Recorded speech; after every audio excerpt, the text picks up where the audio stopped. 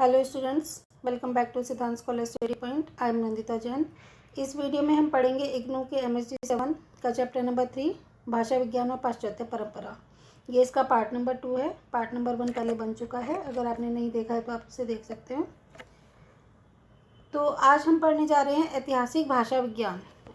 वर्णनात्मक भाषा विज्ञान में जहाँ किसी भाषा के काल विशेष के स्वरूप का अध्ययन किया जाता है, वहीं ऐतिहासिक भाषा विज्ञान में किसी भाषा के विभिन्न कालों एवं सोपानों के स्वरूपों का सापेक्ष अध्ययन किया जाता है। तो वर्णनात्मक भाषा विज्ञान है, उसमें भाषा के काल विशेष के स्वरूप का अध्ययन किया जाता है, जबकि ऐतिहासिक भाषा विज्ञान में किसी भाषा के विभिन्न काल की किस काल से संबंधित है और उसके क्या सोपान है, क्या उसकी श्रृंखलाएँ हैं, उनके स्वरूपों का सापेक्ष अध्ययन किया जाता है। अतः ऐतिहासिक भाषा विश्लेषण पद्धति वह है जिसमें किसी एक भाषा के पद, शब्द, ध्वनि, वाक्य, रूप आदि के उद्भव और विकास का कालक्रम के आधार पर विश्लेषण किया जाता है कि वो कब उद्भव हुई थी, कब वो स्टार्ट हुई थी और कब उसका विकास हुआ। भाषा की यह पद्धति भाषा परिवर्तन के रूप में किसी एक भाषा का समग्र अध्ययन प्रस्तुत करती है। उदाहरण स्वरूप भारतीय भाषा हिंदी का यदि ऐतिहासिक पद्धति से विश्लेषण करें तो निम्न रूप सामने आएंगे। सबसे पहले था संस्कृत, उसके बाद पाली भाषा आई, फिर प्राकृतक, फिर अपभ्रंश और हिंदी जो आधुनिक काल में भी चली आ रही है। भाषा विज्ञान की ऐतिहासिक पद्धति में वर्णनात्मक पद्धति का समावेश भी आवश्यक हो जाता है। इस पद्धति में विविध कालिक विकास को प्रदर्शित करते समय किसी काल विशेष की स्थिति को भी दिखाना आवश्यक हो जाता है। ऐतिहासिक भाषा विज्ञान का उद्भव पाश्चात्य चिंतन का परिणाम है। साथ ही ये विश्लेषण पद्धति पाश्चात्य विद्वानों द्वारा संस्कृत के ज्ञान प्राप्त से ही उत्पन्न हुई है।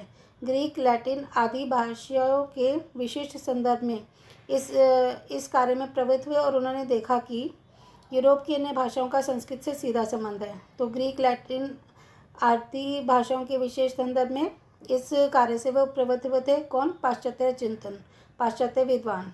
उन्होंने देखा कि यूरोप की अन्य भाषाओं का संस्कृत से सीधा संबंध है। 19वीं शताब्दी का काल ऐतिहासिक भाषा पद्धति का स्वर्ण युग माना जाता है। अब हम पढ़ते हैं भाषा परिवर्तन क्या होता है। भाषाओं में परिवर्तन एक अनिवार्य एवं सतत प्रक्रिया है। इस प्रकार का परिवर्तन अत्यंत ही सूक्ष्म और धीमी गति से होता है। फलतः ये पीढ़ी दर पीढ़ी परिवर्तन व्यक्ति को प्राप्त होता रहता है और अंततः हजारों वर्षों के उपरांत भाषा में व्यापक परिवर्तन दृष्टिगोचर होता है। परिवर्तन की यह प्रक्रिया भाषा के सभी अंगों, ध्वनि, पद, रूप, वाक्य शैली आदि में दिखाई देती है। परिवर्तन के संबंध में फ्रेडरिक श्लेगल का कहना है कि किसी भाषा के संख्या एवं क्रियापदों से प्रत्यय उसी तरह फूट निकलते हैं जिस प्रकार वृक्ष से नई कोपलें एवं अंकुर प्रस्फुटित होते हैं। भाषा के 4 अंगों ध्वनि, पद, वाक्य और अर्थ में परिवर्तन होता है। तो ध्वनि परिवर्तन क्या होता है, एक एक करके हम इसका पढ़ेंगे। तो हमने कहा कि भाषा के 4 अंग हैं, ध्वनि, पद, वाक्य और अर्थ। तो पहला है ध्वनि परिवर्तन। ध्वनि किसी भी भाषा की सबसे न्यूनतम इकाई है। इस इकाई में परिवर्तन होने से भाषा में भी परिवर्तन होता है। मानव मुख से उच्चारित ध्वनियों का घिसना, शामिल होना एवं पद्धति ध्वनि की अदला बदली या फिर नई ध्वनि का आ जाना, ये एक क्रम के अनुसार चलता रहता है। भाषा परिवर्तन के आंतरिक कारणों में प्रत्न लाघव परिवर्तन ध्वनि परिवर्तन से संबंधित है। कि जो भाषा परिवर्तन के आंतरिक कारण है उसमें प्रत्न लाघव ध्वनि परिवर्तन से संबंधित है। यह प्रत्न लाघव के अंतर्गत आने वाली प्रक्रियाएं ही ध्वनि परिवर्तन की दिशाएं हैं, जो कि निम्नलिखित है। नंबर 1, आगम।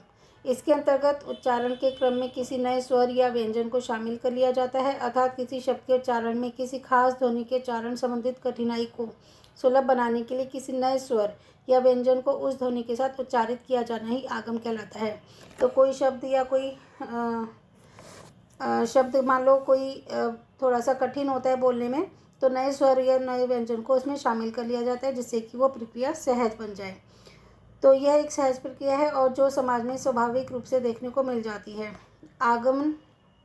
आगमन स्थान के 2 भेद के आधार पर आगम के 3 भेद कहा जाते हैं, आदि, मध्य और अंत।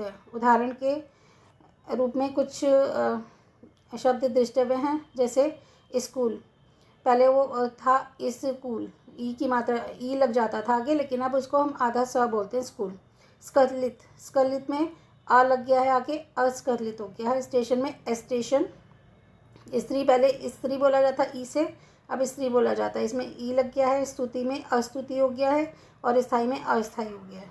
इसके अतिरिक्त धर्म पहले लिखा जाता जिसमें रा की मात्रा आती थी ऊपर, लेकिन हम बोलते हैं धर्म, र आ गया है इसमें, और पहले कर्म की जगह अब कर्म बोला जाता है।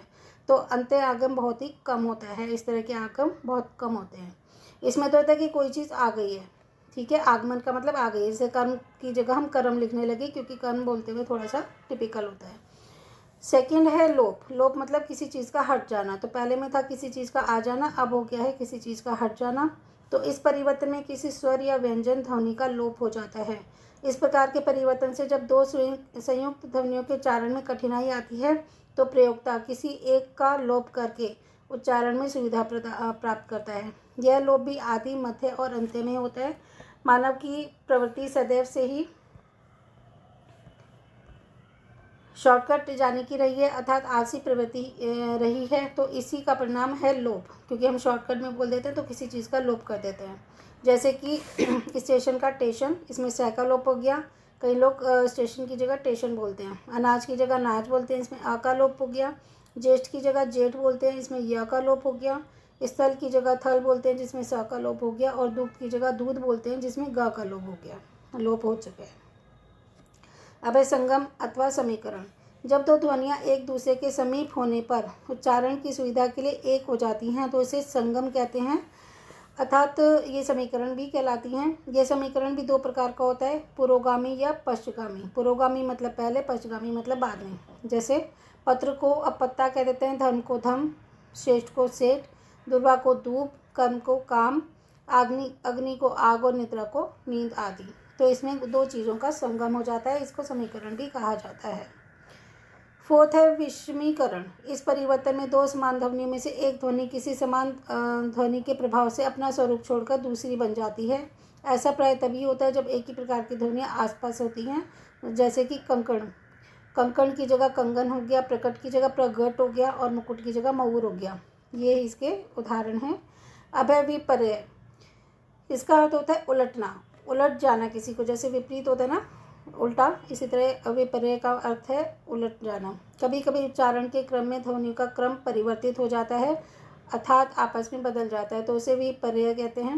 विपर्य के दो कारण होते हैं, एक तो तेजी से बोलने से तथा दूसरा दोषपूर्ण श्रवण से। तो एक तो तेजी से बोलने के कारण विपर्य हो जाता है, या फिर दोषपूर्ण श्रवण से, यानी कि सुना ठीक से नहीं है। जैसे अमरूद का अरमूद, डूबना का बूढ़ना, पिशाच का पिचास, आदमी का आदमी इत्यादि। तो इस तरह से उल्टा शब्द हो जाता है, आगे जो शब्द है ना आगे पीछे हो जाते हैं थोड़े से। फिर है परिवेश पर आधारित ध्वनि परिवर्तन। एक ही भाषा समाज के अंतर्गत उच्चारित ध्वनियों में भेदों के पीछे उनका रहन सहन एवं वातावरणीय परिवेशक कारक बनता है। जैसे उष्मीकरण, घोषीकरण, अघोषीकरण, महाप्राणीकरण, अल्पप्राणीकरण, मात्रा भेद इत्यादि। अर्थात हिंदी भाषा के अंतर्गत ही देखा जाए तो बिहारी हिंदी बोलने वाले एवं हरियाणी हिंदी की ध्वनि में पर्याप्त अंतर माना जाता है। तो बिहारी हिंदी की ध्वनि और हरियाणा हिंदी की ध्वनि थोड़ी सी अलग अलग हैं।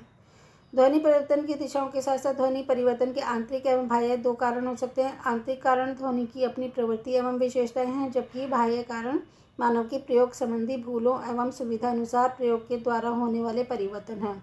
जैसे मुक्सुक का या प्रत्न लाघव, सादृश्य, भ्रामक, व्युत्पत्ति, बलाघात, अनुकरण की अपूर्णता, भावुकता, विभाषा का प्रभाव, सहजीकरण इत्यादि। तो ये थे हमारे ध्वनि परिवर्तन। अब पढ़ते हैं हम अर्थ परिवर्तन के बारे में। भाषा परिवर्तन के अंतर्गत केवल ध्वनि एवं पद के परिवर्तन की प्रक्रिया ही परिचालित नहीं होती, बल्कि अर्थ भी परिवर्तित होता है। अर्थ का परिवर्तन एक प्रकार से अर्थ का विकास है। अर्थ भी स्थायी या अपरिवर्तनीय नहीं है। कोई भी चीज़ जो अर्थ है ये स्थायी नहीं है, हमेशा के लिए नहीं है, और ये भी नहीं कह सकते कि अपरिवर्तनीय है, इसका भी परिवर्तन हो सकता है। तो भाषा वैज्ञानिकों के मतों के आधार पर अर्थ परिवर्तन की 3 दिशाएं निर्धारित हुई हैं। नंबर 1 अर्थ विस्तार, दूसरा है अर्थ संकोच, तीसरा है अर्थादेश। तो अब इसके बारे में हम एक एक करके पढ़ लेते हैं। सबसे पहले है अर्थ विस्तार। अर्थ परिवर्तन की दिशाओं में अर्थ विस्तार प्रधान रूप से किसी शब्द के आरंभिक अर्थ से विस्तृत अर्थ तक के सफ़र से संबंधित होता है। अर्थ का विस्तार तभी होता है जब उसके साथ सादृश्य, साहचर्य, सामीप्य अर्थात मुख्यार्थ से संबंध तथा अर्थ का संयोग होता है। उदाहरण स्वरूप, प्रवीण शब्द का अर्थ प्रारंभ में वीणा बजाने में कुशल होने के अर्थ में प्रयुक्त होता था। हम कहते थे प्रवीण है तो इस यानी कि ये वीणा बजाने में कुशल है, जबकि बाद में प्रवीण का मतलब किसी भी कार्य में दक्षता प्राप्त करना हो गया। तो अब खाली वीणा में ही कुशलता प्राप्त करना नहीं है, बल्कि किसी भी काम में कोई अगर किसी को दक्षता प्राप्त है तो हम कहते हैं ये इस कार्य में प्रवीण है। इसी तरह कुशल शब्द का अर्थ आरंभ में कुश लाने वाला था तथा कुश लाने का कार्य अत्यंत विवेचकता से करना पड़ता था। अतः आगे चल के कुशल का अर्थ चतुर प्राय बन गया कि अगर हम कहते हैं कि ये अपने कार्य में बहुत कुशल है, यानी कि बहुत ही चतुर है। इस प्रकार इसी तरह महाराज पहले शासक हुआ करते थे, आज खाना बनाने वाले रसोइयों को महाराज कहते हैं। तो जैसे जैसे वक्त बीतता जा रहा है, थोड़े से शब्दों को हम दूसरे अर्थ में अब लेते चले जा रहे हैं। सेकंड है अर्थ संकोच। अर्थ के विस्तार के साथ साथ उसका संकुचन भी होता है। तो अगर विस्तार ना करके उसको अगर हम स्क्वीज कर देते हैं, कंप्रेस कर देते हैं, तो ये उसका संकुचन कहलाता है। किसी काल में कोई शब्द विस्तृत अर्थ का वाचक होता था, वही अब सीमित अर्थ में प्रयुक्त होने लगा है। उदाहरण के स्वरूप में जलज शब्द का अर्थ पहले जल से उत्पन्न माना जाता था, किंतु कमल के प्रयास से इसका अर्थ संकोच हो गया है। तो अब पहले जलज कहते थे तो जल में उत्पन्न, और जल में उत्पन्न कौन होता है? कमल। तो कमल को जलज की जगह हम इस्तेमाल कर सकते हैं। गम धातु से गो शब्द प्रचलित हुआ, जिसका अर्थ प्रत्येक चलने वाली वस्तु से था, परंतु आज गो का अर्थ गाय नामक पशु तक ही सीमित हो गया है। तो गम धातु से पहले गो प्रचलित हुआ था, वो था कि कोई भी चलने वाली वस्तु को हम गो कहते थे, लेकिन आज गो कहते हैं हम गाय को। अर्थ संकोच के कई कारण हो सकते हैं, जैसे समास, उपसर्ग, विशेषण, पारिभाषिकता, नामकरण, प्रत्यय इत्यादि। अब है तीसरा अर्थादेश। इस परिवर्तन में अर्थ का विस्तार या संकोच नहीं होता, बल्कि अर्थ ही बदल जाता है। तो पहले में हमने पढ़ा था अर्थ का विस्तार हो रहा था, दूसरे में हमने कहा कि अर्थ का संकुचन हो गया। अब कह रहे हैं कि ना तो इसमें अर्थ का विस्तार होता है ना संकुचन, बल्कि अर्थ ही बदल जाता है। अर्थात जिस शब्द से पहले किसी अन्य अर्थ का बोध होता था, उसी शब्द से अब किसी अन्य अर्थ का बोध होने लगा है। जैसे असुर। असुर शब्द पहले देवताओं के अर्थ में प्रयुक्त होता था, परंतु अब असुर राक्षसों के लिए प्रयोग होता है। तो असुर शब्द पहले देवताओं के लिए होता था, अब राक्षसों के लिए होता है। पूरा अर्थ ही बदल गया। अब हम सुर कहते हैं देवताओं को और असुर कहते हैं राक्षसों को। गांव में रहने वाले व्यक्ति को पहले गंवार कहते थे, लेकिन अब मूर्ख व्यक्ति को गंवार कहते हैं। कि कोई भी व्यक्ति मूर्ख है तो हम उसे गंवार कह देते हैं, लेकिन पहले क्या होता था, जो गाँव में रहता है वो गंवार कहलाता था।